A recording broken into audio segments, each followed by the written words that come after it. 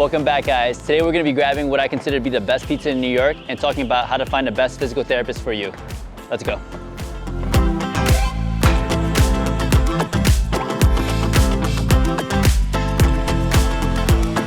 All right, it's been a minute since I had this, but it's freaking amazing.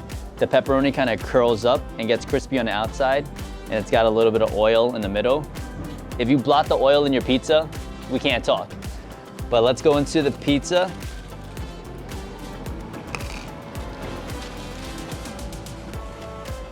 Money. I think what makes it is really the sauce. I know you mentioned the Ellis spot, Alan, in Alphabet City, but like the sauce here is like unreal. Let's break down how to find the best physical therapist for you. A common theme that I've seen from a lot of clients that we work with is that they don't have enough time to actually tell their story.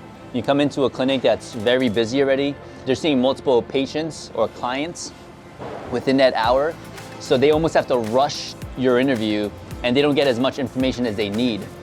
So when someone, sees you and they only really get to talk about, or they really only ask about one or two things instead of getting the whole picture. Maybe they're not asking about sleep, maybe they're not asking about stress, other previous injuries and how all of these things might be related.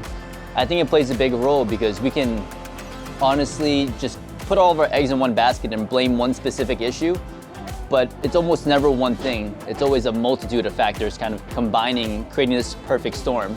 So it could be a lack of sleep, lots of stress, exposing yourself to certain movement patterns, never rehabbing properly previous injuries, and all of these things culminating into what you're experiencing now, opposed to like isolating one specific factor that might be a big part of it, but it's missing the whole picture.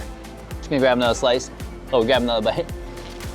So number one is making sure you have time to get your story told and heard. Number two is going to be looking around and seeing if that person that you're working with actually works with people like yourself. We have a lot of people that come from facilities where like, man, I felt like I was the youngest person there and I was also the fittest person there, yet they were doing the same exercises as everyone else. So I always ask this question, if your rehab is a lot easier than your actual training that you normally do, how can we expect the rehab to get you back to training? So there comes a point where if you're an athlete, if you're someone that's active or someone that has these ambitious goals that require a lot of physical exertion, your rehab should slowly progress to a point where it prepares you for those demands. And if you're looking around and everyone's doing the same easy exercises and you know that it's not gonna get you back to doing the things that you wanna do, you're probably not at the best physical therapist for you. I gotta give you guys the real New York experience, so that means we're gonna walk and talk for the third one. Gotta take the show on the road. So last thing I think to look for is, does your physical therapist actually have a plan? A lot of times, they just kind of expect you to come back 2 to 3 times a week for the next 8 to 12 weeks, almost doing the same exercises, and they don't exactly show you where you're at, where you need to be, and how they're gonna get you from point A to point B to point C until you're eventually at your goals.